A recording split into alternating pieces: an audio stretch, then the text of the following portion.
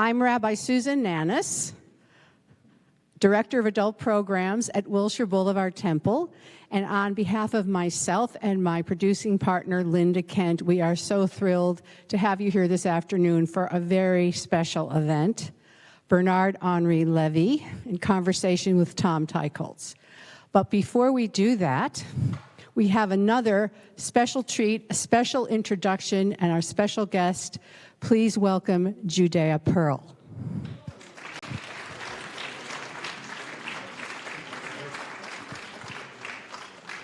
Hello. I'm so honored and delighted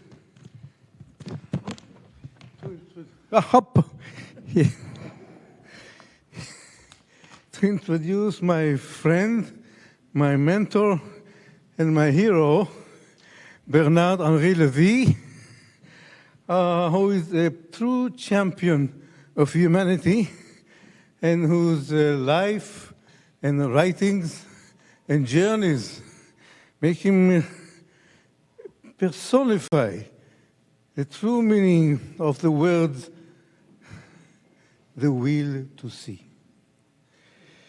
I first met Bernard in our home in Encino, where he came to interview my late wife and I in our house. It was about a year after the tragedy, in preparation for his book, Who Killed Daniel Pearl? And we were at that time overwhelmed by trying to understand why so many people are trying to turn Danny into an icon or a hero when he was the epitome of the anti-hero. He was a soft-spoken, unassuming, laid-back California beach boy, who would rather strike a conversation with a subway musician than the king of Saudi Arabia or a Washington politician. But Bernard explained to us why.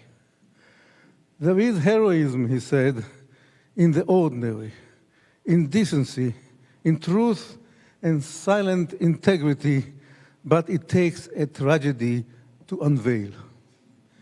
Bernard was not finished with the interview. He insisted on seeing Danny's room, seeing his pictures, opening the book on his shelf, even touching his violin, to make sure he understood who Danny was before writing that book. And here is what Bernard said in the second chapter of his book. And I'm going to read it, I'm going to verbatim, because every word of it is a tower of thought. And every thought sings another hymn to the author of The Will to See, dispatches from a world of misery and hope.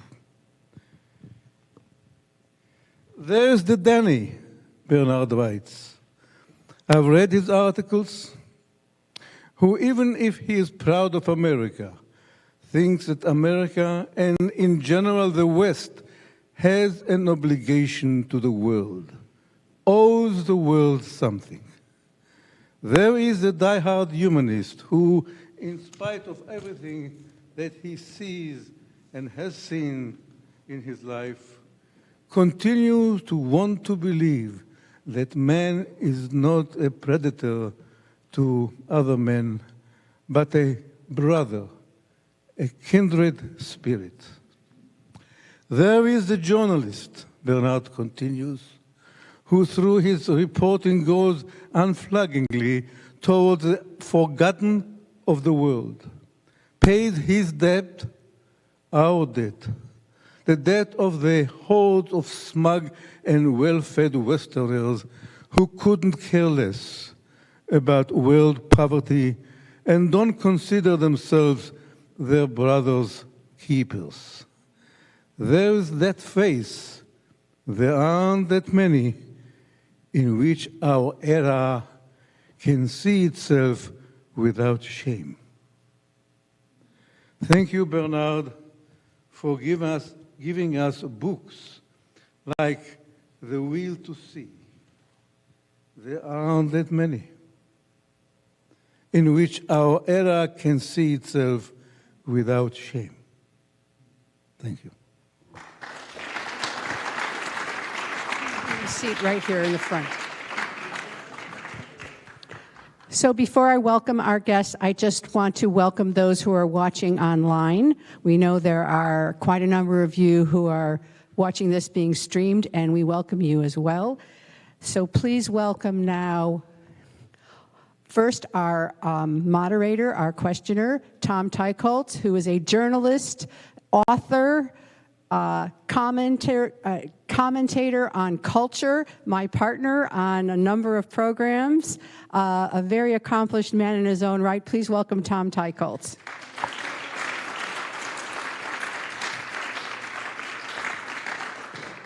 And now, of course, our honored guest, journalist, philosopher, filmmaker, teacher, visionary, Bernard-Henri Lévy.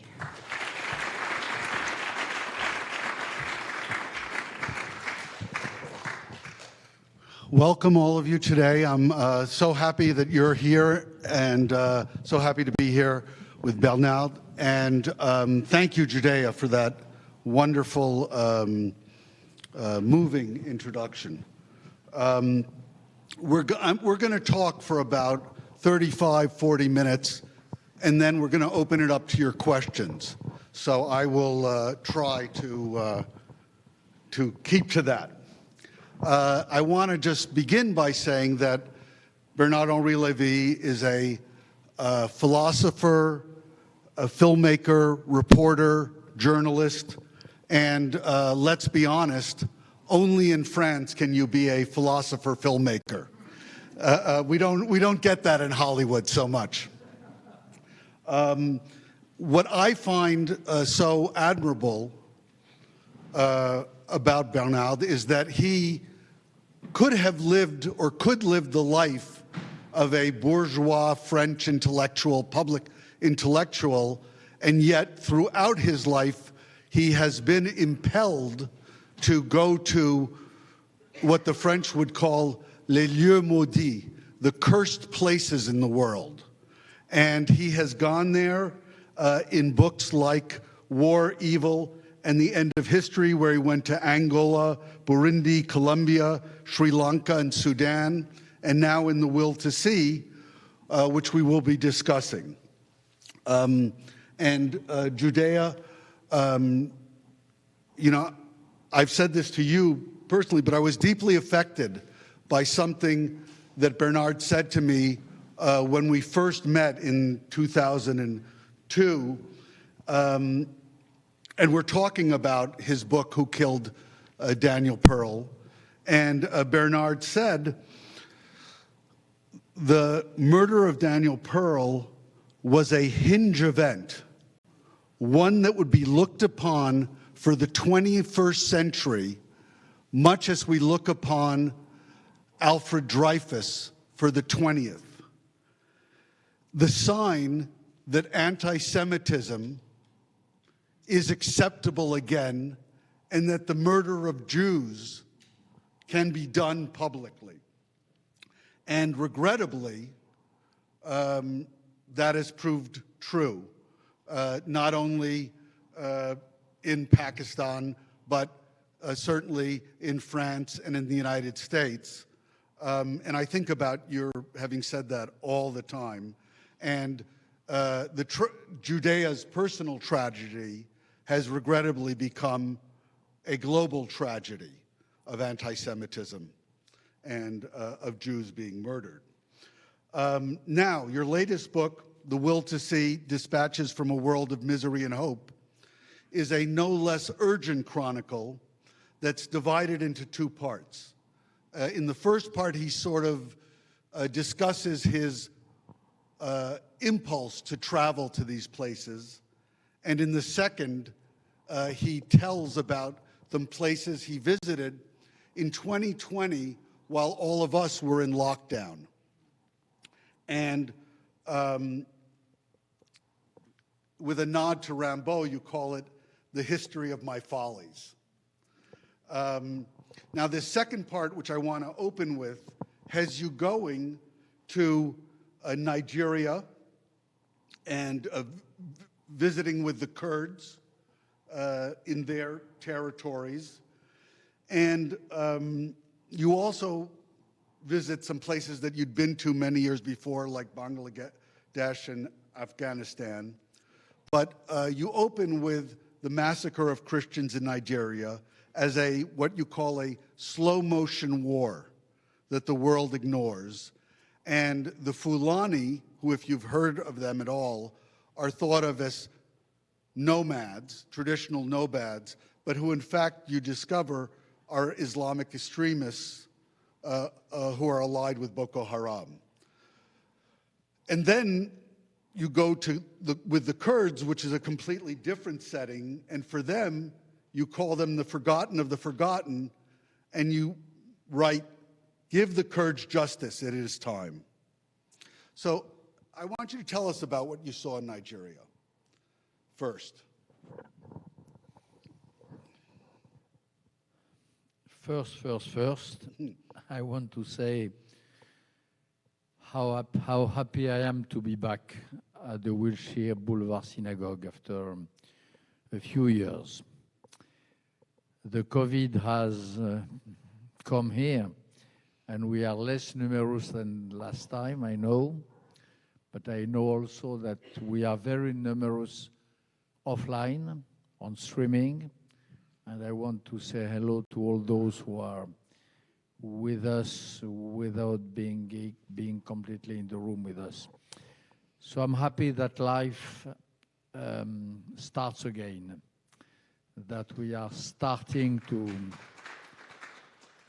dialogue really and to come back to other topics than health and so on.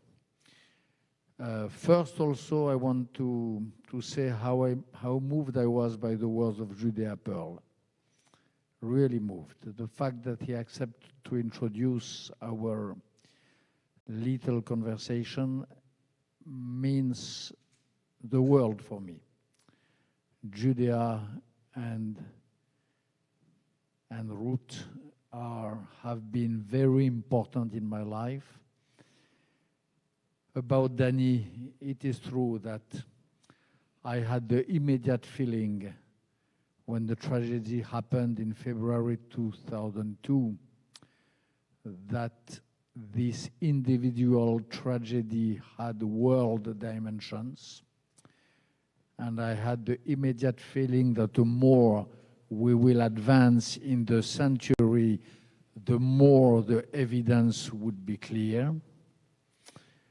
And I remember, I never said it to Judea, I think. I remember very, very well, so vividly. I heard the news, I learned the news of the passing of his son, of Danny, in Kabul. I was in Kabul. I was the special envoy at this time of my president, Jacques Chirac. It was just after the death of Commander Massoud, September 11, the war against Taliban, the victory against Taliban, and my president sent me as his personal envoy to Afghanistan.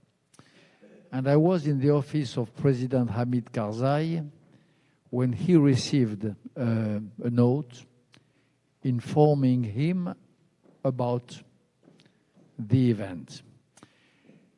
And I remember so vividly today, I don't know if I told it to you already, how at the minute I learned it, Hamid Karzai told me, "I'm sorry, we have to interrupt the conversation, something happened." He told me what happened. And he went to confer with one of his associates or minister or whatsoever, And I immediately asked a place where my Touraya telephone could work. It was before the mobiles. I had a big Touraya. I was driven by American security special forces on the roof of the presidency of Karzai, on the roof, surrounded by a group of American special forces. And with my phone, I called my French publisher, Olivier Nora, the CEO of Grasset. And this day, 5 minutes after learning the news, I told him, my dear Olivier, I have to tell you that my next book will be about the death of Daniel Pearl. He told me, the news was just fresh, few hours, but he told me, what do you mean? I said, yes. So, who killed Daniel Pearl? What do you mean? I said, okay, you will understand one day, but know that it is my next book, that you have to schedule it for 1 year from now, and you have to know that it is, with September 11, one of the founding events of the century in which we are entering. This was the story. So, alas, I was right, and I can just repeat it here. About this new book, The Will to See, Tom Teicholz told you more or less what it is. It is true that it starts with a completely unknown story. And an unknown story, an underrated, underestimated story of this importance, when it is about life and death, makes me really crazy and mad. One day, I was in New York, and I received one of the numerous emissaries, desperate people who ask me very often rendezvous. He was a Nigerian guy, a man from Nigeria. And he tells me something is happening in my country which is terrible, which is genocide. If it is not yet genocide, it can become a genocide very soon. It is a massacre on a large scale of Christians of Nigeria by radical Islamists. I told him, but I never heard. Are you speaking about Boko Haram? He said, yes, but not only Boko Haram. Boko Haram is just a limited thing on the north of Nigeria. I'm telling you about something much more important and on a much bigger scale. And you are right, Mr. Lévy, nobody told, no articles in the press because nobody went there. So please, I know my NGO, Christian NGO, knows that you are not afraid sometimes to do things which others don't do. So please try to find a newspaper. So I called my friend Tunku Varadarajan at this time, or James Taranto at the Wall Street Journal. I called the chief editor of Paris Match. I called chief editor of Stern in Germany. I called 4 or 5 or 6 newspapers, and I told them I'm going to go to Nigeria, which I did. And I found a completely unknown story, which is more or less what the anonymous emissary of these martyrized Christians told me, which is massacre on large scale of people being guilty not of having done this or that, but guilty of being what they were, which is Christians. And I discovered that this place, Nigeria, was one of the ignored front line of the world war declared to civilization, to democracy, to decency by radical Islamism. And as a human being, as a militant of human rights, but also as a Jew, this idea of women and men tortured, pursued, killed, martyrized just because of what they are, for me was unsufferable, was unbearable. And the most absolute scandal, so I went, I spent time, I brought back this story.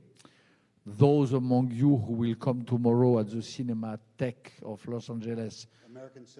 The American Cinematheque, Las Vegas, tomorrow night at 7 p.m. They're screening the film of the Will to See, the documentary. You will see images of that, of Boko Haram, of victims of Boko Haram, of those affiliates of Boko Haram who are called the Fulani militias, and it is unprecedented images. Nobody has filmed that. Nobody has related that.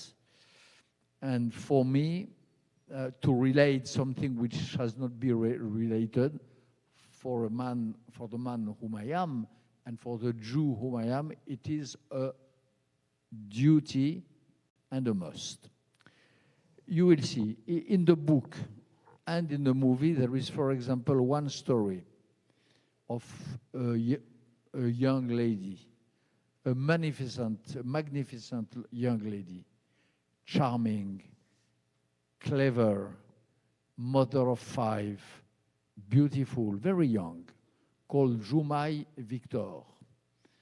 One day, and you see all that in the film, and I hope you see it through my writing. One day, a group of Fulani extremist Muslims, Islamists, come to her village. They kill everyone in the village. A few dozens, they kill everyone. All the women are eviscerated.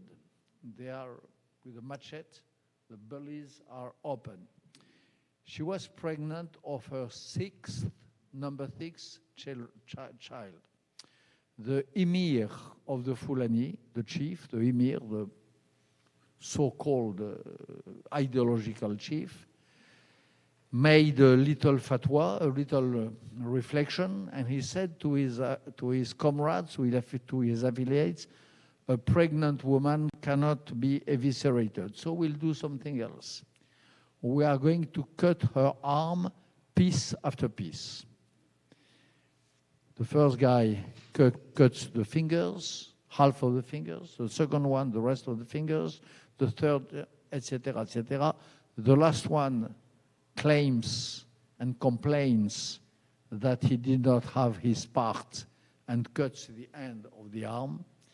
And you see this absolutely sweet and great lady, totally crippled, very beautiful, by the way, very charming, with one arm absolutely cut like at the butcher's. And she dies after that. The film tells the whole story. So that's Nigeria. And when I was very unhappy when I was there, I was very sad. And it took me some time when I came back to France to recover from this story, this encounter, and all the rest. But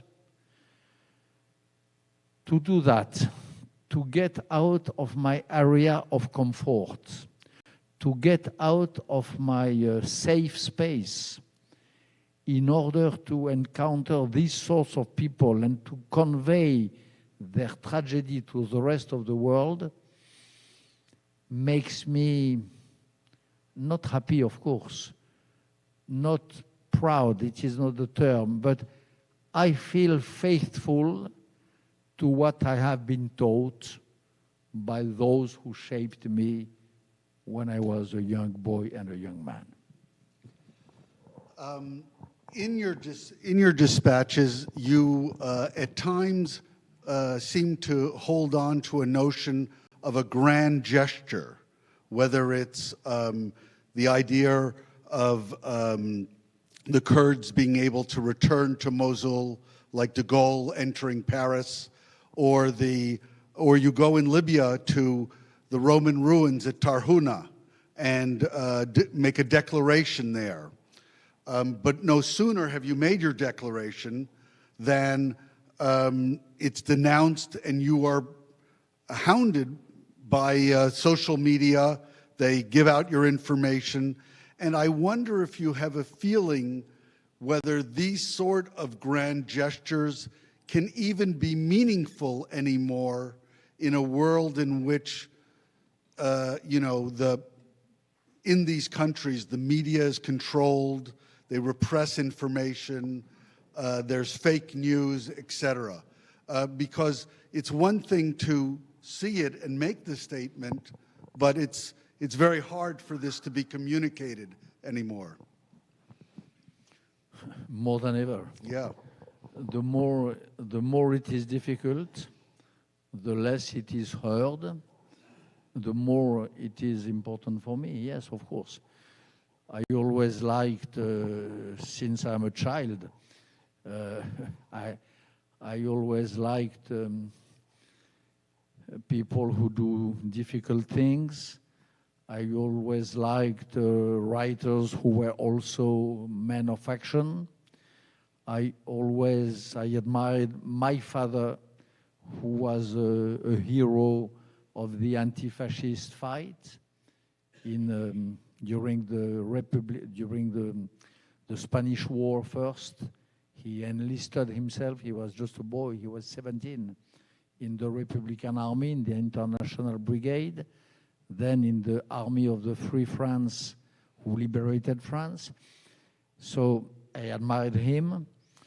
I admired writers like the British poet Lord Byron, who is abundantly quoted in this book, who decides that the cause of the Greeks liberating themselves from the Ottomans' new imperialism, that the life of Lord Byron was worth being lived, that it was admirable, that the fact that he left behind all his life, his fortune, his nice way of living in order to die in Missolonghi was a great proof of humanity. So grandeur, yes, means something to me. And not only in special men, any ordinary woman or man, any single woman or man, any of us has in himself the possibility to be a little more grand than himself, a little higher than he is. Every one of us, in every circumstance of life, we have this possibility to be just not just what we are, a little more, by an act of solidarity, by an act of bravery, and sometimes by an act of heroism. And these moments in humanity is really what gives me hope. This book consists in the dispatches of a world from misery and of hope. And what gives me hope is this ability of women and men to à se hisser au-dessus d'eux-mêmes, to rise themselves a little above themselves. And even in politics, of course, each of us is more on the right or more on the left, but this is not the most important. The most important is right or left, Republican or Democrat, whatever. These moments where a stateswoman or a statesman does an act with something is something which consists in what I, for example, when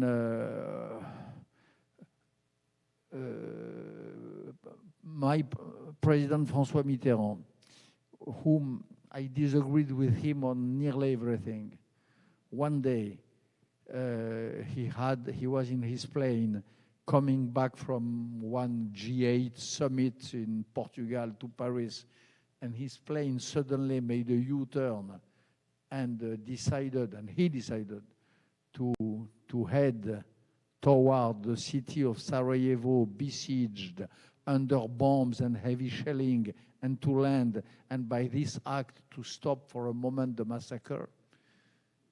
An act like this one reconciled me with him for a while. This is what I like in life. And you say about your father, happy are the sons whose fathers were heroes. You list him as sort of an inspiration in some way. You were born in Algeria. We're now turning to the first part of the book where Bernard sort of excavates his impulse. I call it what makes BHL run. You were born in Algeria, but you as an infant, your family moved to Paris. You attended a prestigious lycée, and then the École Normale Supérieure, which is one of the greatest public universities in France. I attended the lycée in New York, and I can say that the French education left me with a lifelong authority problem. And I've noticed that you also seem not to like to be told what you can and can't do, because not everyone who's told to lock down decides to go to Mogadishu. So talk a little bit about how the pandemic affected you and impelled you to go to these places, and whether it really is these repressive regimes and these repressive authorities that you have to put yourself against. I would not say repressive, because, of course, the pandemic, I'm like each of us. I was afraid for my family. I was anxious for my grandchildren.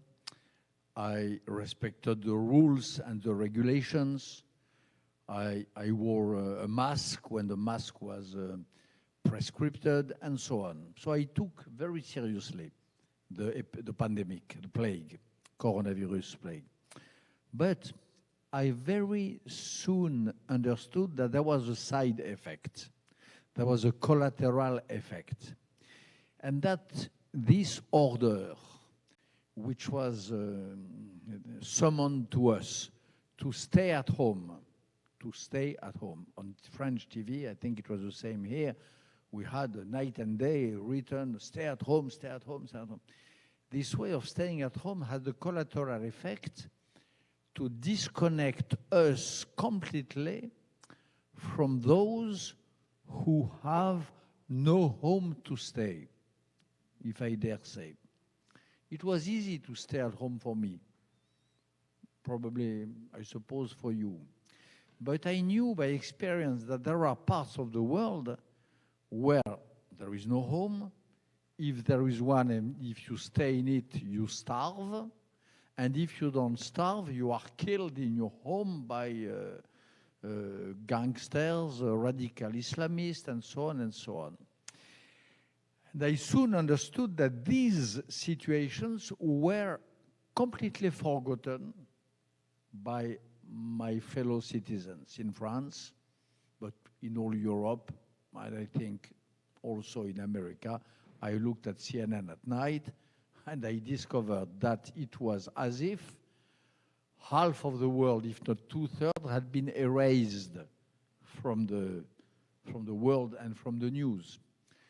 We were living as if there was no longer the war in Syria, as if there was no longer the war in Ukraine, as if there was no longer any massacre of Christians in Nigeria, and so on and so on.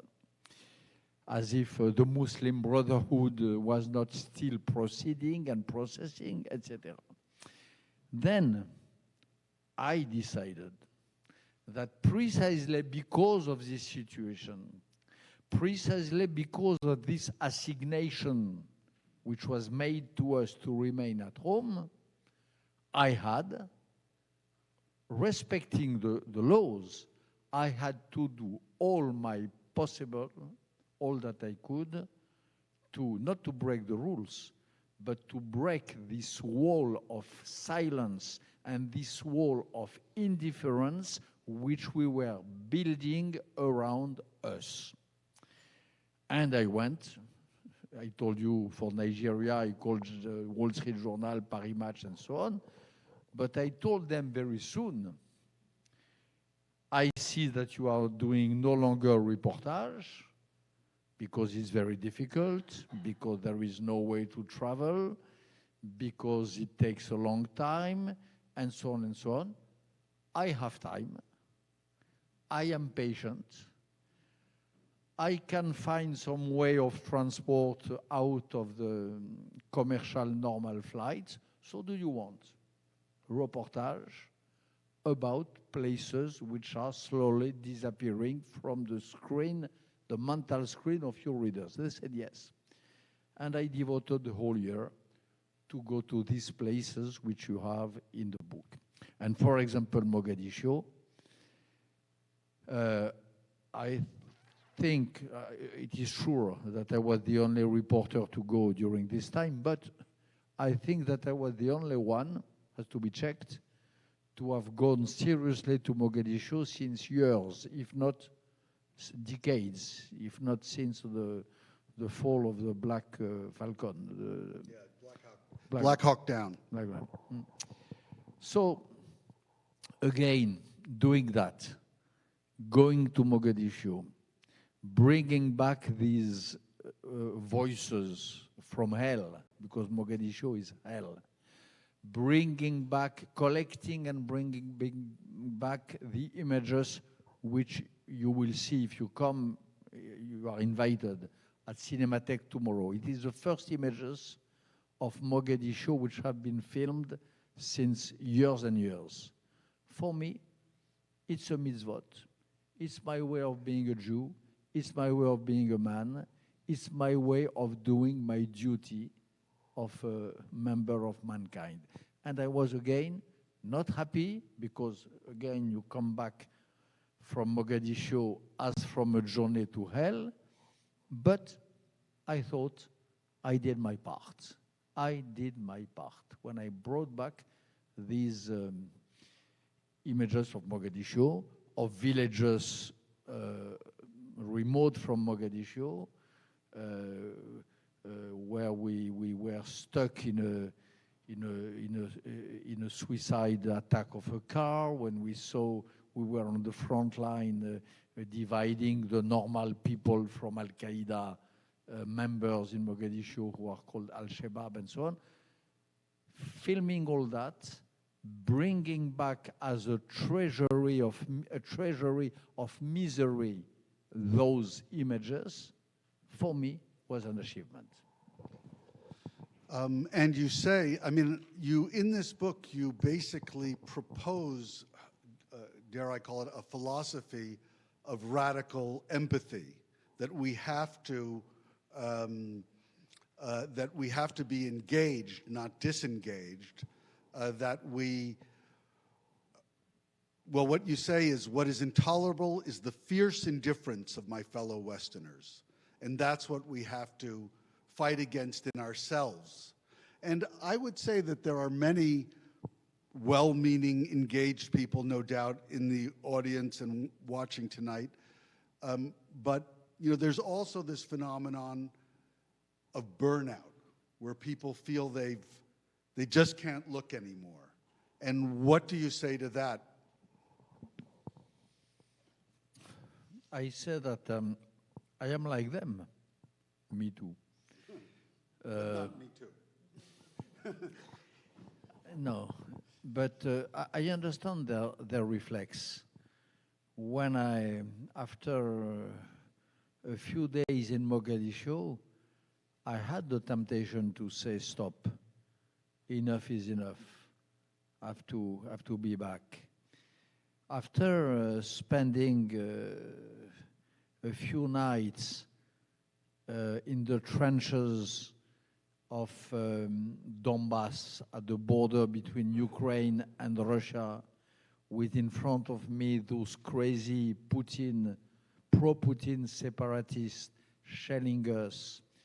After having seen failed hospitals with a heavily wounded young guy who could be the age of my grandchildren and crippled forever and for nothing, I feel also enough is enough. Why should I continue to see that? But I know that if there are not some to show, and if we are not a lot to feel compelled to see, it will continue on and on and on and on forever on a larger scale. And believing on not in a better humanity, but in a less bad humanity, believing in a repaired humanity, believing in tikkun olam, reparation, I believe that one has to do that. After that, I reassure you, I'm not an angel. I have a good life. When I come in Los Angeles, I go in one of the good hotels of the city. I know how to have fun with my friends and my families. That's not the question. But if I was not and I have the same feeling, but I think it is part of my job to provide philosophy, to write some good literature, and sometimes to bring in the kitchen, in our kitchen, some images which are unbearable. If you come tomorrow to Cinematheque, you will see. It might make you sick, maybe, for a few hours or for the next days. Maybe till the next Shabbat, you will feel a little obsessed by the images of the young girls who are the age of your daughters or who are fighting Erdogan and ISIS. Children, they are 20 years girls having no life, no family, dreaming to have a normal existence with children, with a job and so on, having to take care of their death, to take care of their cities, to protect their families and their people. It's really a very moving image. It might haunt you a few days, but I think it is not totally irrelevant to know that this exists, and that if we are free, if we don't have more terrorist attack in France, another September 11, God does that we have not in New York, it is because of these young ladies who are the front line, who stop the killers and the barbarian. We have to know them. In your book, you root your impulse to travel to these places, not just as a reporter. Really, you say you're not a journalist, you want to make a difference. And you root this in your Jewish soul, your neshama. You say, the Jew in me cannot help but recognize himself in the inability to report facts without matching them with a good and rightful action, a mitzvah, the ultimate purpose of which will be the repair of the world, tikkun olam. And you write, ironically, it took many years to recognize the desire to report, to spend time in uncomfortable places as Jewish. Yeah, you said it, and it is wholly said in this part of the book. Yeah, a journalist is inhabited by the ideal of objectivity. Just report the facts, which is a very noble task, by the way.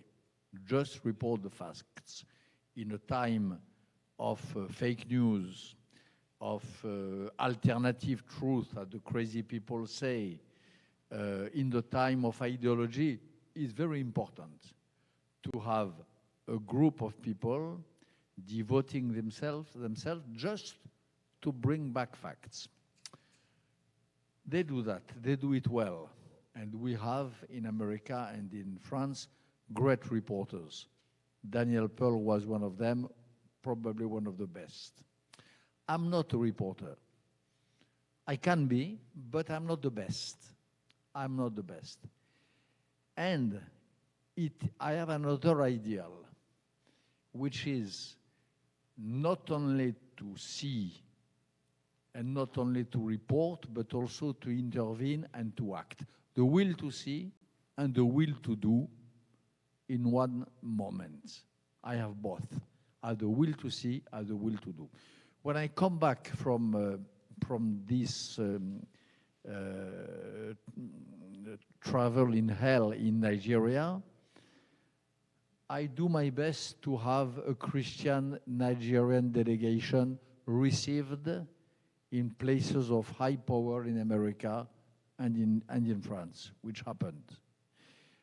When I go to Syrian Kurdistan, when I spend time in Kamishli, the capital of Syrian Kurdistan, when I spend time with the General-in-Chief of the Kurdish forces, General Maslum Kobane, I not only report about his bravery, I put him in contact, and you will see that in the movie. I'm sorry we cannot screen it today, but you will have it tomorrow.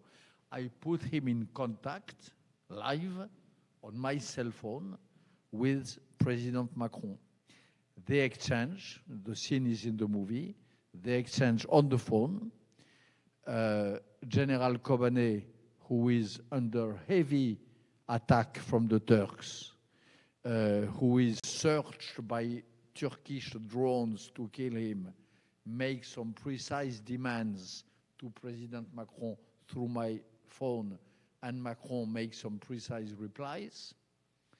And achieving that, so reporting for Paris Match and Wall Street Journal, plus machinery, organizing this bridge between the two, made my week and made my reportage. And I felt being what I had to do, what I had to be. I'm going to open it up to questions in a second, but before we do, I wanted to ask you, when you interpose yourself in these situations, is this vanity? Is this ego? Or is this what you feel your mission is? Or all of the above?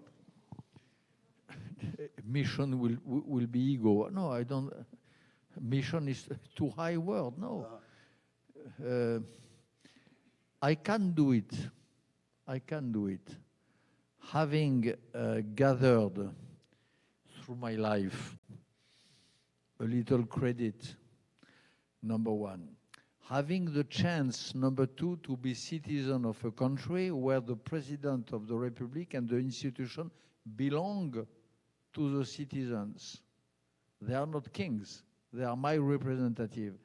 I feel entitled to call my president and to tell him, you have the duty of doing this and that and that. It is not my mission, it is his mission.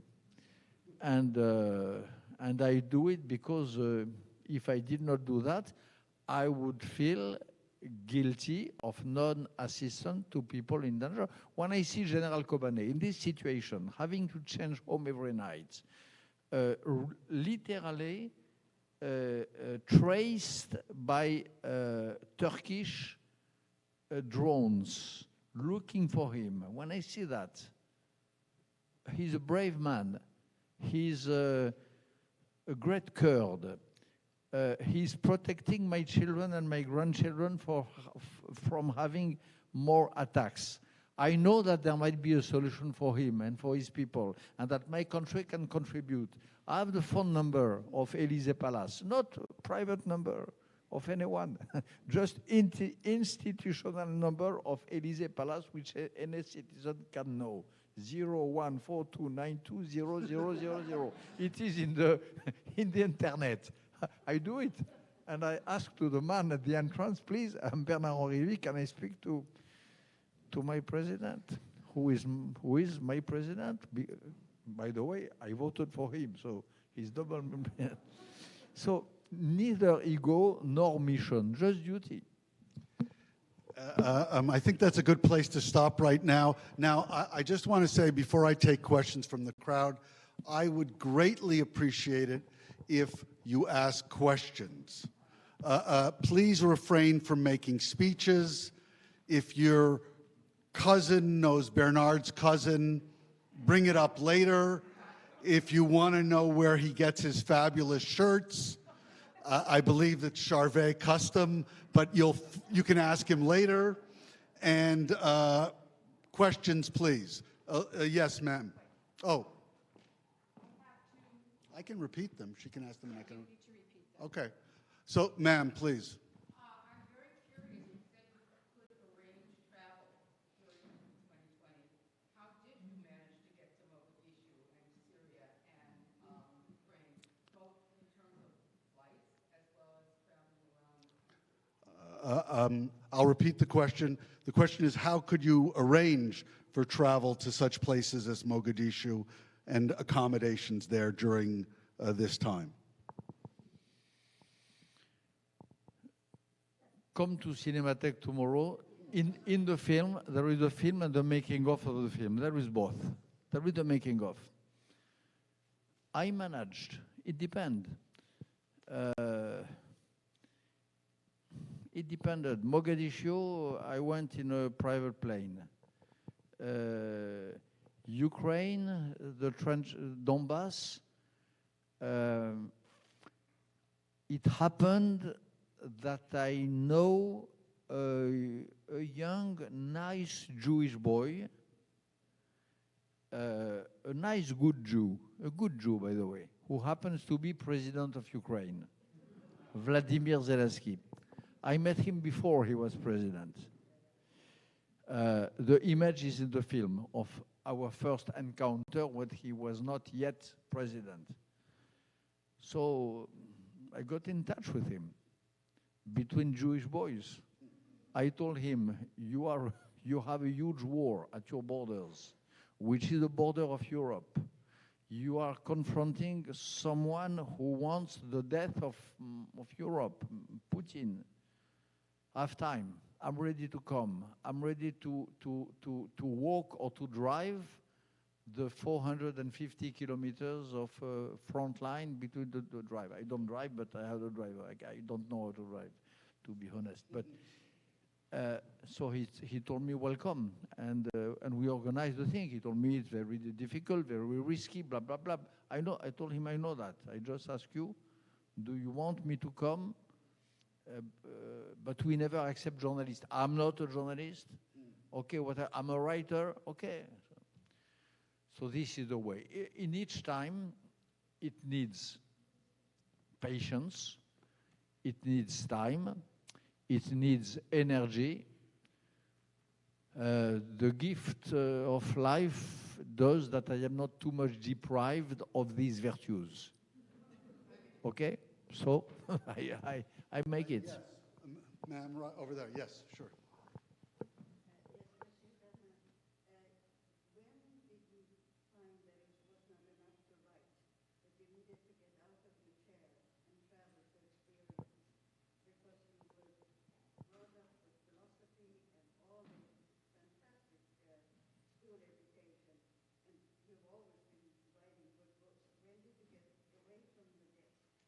So the question is, when did you move from being a man of pure thought, as you put it in the book, to a man of action? And among the questions I didn't get to ask tonight, he discusses how he went to Bangladesh in 1970, just after a few years after finishing his graduate school in philosophy. Exactly. When is your question? The reply is immediately. Honestly, immediately. I 1971. I have been shaped, for those who are familiar with continental philosophy, by the philosophy of Edmund Husserl. Husserl, Husserl. Edmund Husserl is, his thought has two wings: pure thought and phenomenology. Pure thought, abstract, in the sky of ideas, and phenomenology, concrete, at the contact of things. Both wings. So I am the inheritor of the two aspects of the Edmund Husserlian philosophy. So as soon as I felt I was more or less done with abstract philosophy, I had my degree, I got the point, to say it good. Okay, I said, let's try to see what happens on the side of the real things. And I tell that in detail in the book, first part of the book, and I show it in detail in the movie. In the movie, I refound the archives of this time. In 1971, there was a genocide, probably a genocide, in eastern Pakistan, which was to be called Bangladesh. When I say probably a genocide, I say probably because till now, we don't know if it was 800,000 death, 1 million, 2 million, 3 million, some even say 4 million. We don't know. They are countless. Nameless, of course, and faceless, but countless. So there was this probably genocide. Complete indifference of the world. Nothing in the news, and there was not coronavirus at this time, just indifference.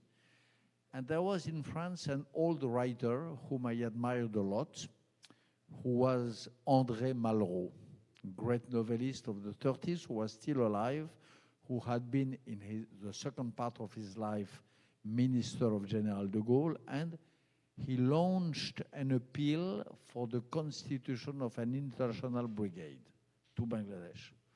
So the film shows all of that. I write him a letter with my boyish writing, my childish writing. I write a letter which has been kept by the archives. He replies to me, he received me. I go to Bangladesh. I am witness of the last step of the liberation of the country. By the way, by a Jewish general, that's another story. Muslim country, Bangladesh, separating itself from another Muslim country, Pakistan. I stayed there for a few months. I become the advisor of the old president of the newly created country. And the philosopher I am understands that the philosophy is worth being studied and practiced even more when it goes in contact with the reality of the things. So I understood that very quickly, I must say, honestly, immediately. But all my generation had this, it is not a peculiarity. I belong to the generation who made Doctors Without Borders. I belong to a generation who made some NGOs. I belong to a generation who had the desire and the illusion to change the world, to make the revolution, which I very quickly stopped believing in revolution, but it was a tendency of this time. Two more questions. Yes, the gentleman over there.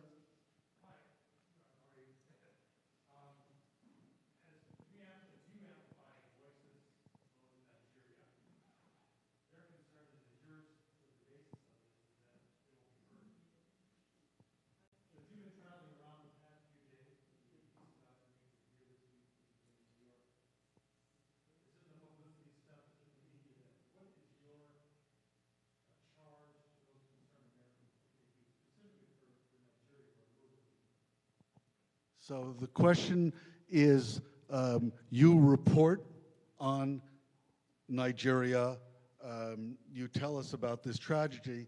What can we do, even all of us in the room, what can we do about what's going on there? what can we do? First of all, be aware. Second, go to you are Americans, I'm not, to your congressman, to your governor, to whatever authority, and alert. Number three, if I were speaking to a Christian audience, which is not the case today, I would tell them they are your brothers in faith and in soul, Christian as you are. Why don't you go and rebuild their churches? But here is something else. But we are Jews. We have the duty. They are our brothers since Vatican II, since Nostra Aetate. They are our brothers, the Christians. They are not our sons, like in the old theology. They are our brothers, so we have a duty toward them. So help by all means. And as for myself, I have the project, but it's very, very ambitious. How can I say that? 20 years ago, at the time of the genocide in Rwanda, 26 years ago, I made an oath to myself, I swore myself not to be witness in the rest of my life of such a shame. And if such a shame was to threaten, to do all my possible to stop it. Because I remember the Rwanda genocide. I was 40 years old. I was I had already a voice, I already wrote, and people like me could not do anything to stop. So it is coming again. Nigeria can become another Rwanda. And my intention is to be faithful to my oath of 1994. Do all that I can to prevent. Nigeria is at the edge of Rwanda. This edge has not to be crossed. So we'll see. I have a few plans in order to alert those who have the concrete power to stop the genocide. I was in Washington 2 or 3 days ago, and I addressed, you know that I recognize you in spite of the mask. I addressed people in the Congress, people in the administration. I have plans to do more, and dramatically, I hope. Let's see. Yes, sir. Last one, I think. Last one, yeah. Yes.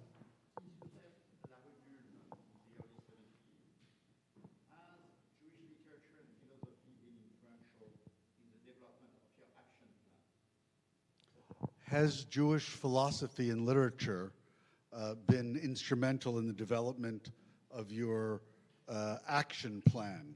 And I do recommend Bernard's book, The Genius of Judaism, which not only makes him declare as a proud French Jew, but also makes France very much a country that has owes the Jews a great deal. But I'll let you answer. Yes, people often say that the Jews owe France. I think the reverse. France owes the Jews, probably more.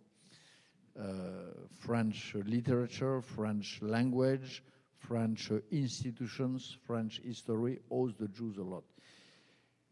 The Jewish thought, my reply is yes, it shapes and patterns my thought, my mental system, my way of behave from top to toes. I'm completely Jewish.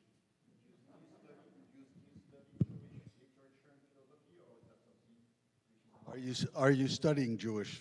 Yeah.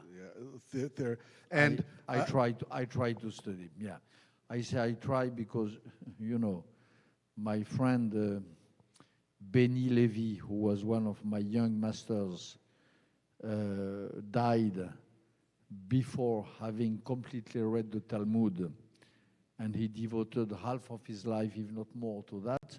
So who am I to pretend? But I try to study. And if you read the spirit of the Genius of Judaism, you will understand that I'm not completely at the zero level on this ground. I want to thank Bernard-Henri Lévy for being with us this afternoon. And Tom Teicholz. Thank you, Tom, as well. So, two things. Bernard's book is for sale in the back, and he will be autographing them if you would like to purchase one. And if you would like a free ticket to the screening tomorrow night, we have tickets, and you can see me or Emily Hamilton, who's in the back, to get a ticket. Thank you so much for joining us this afternoon.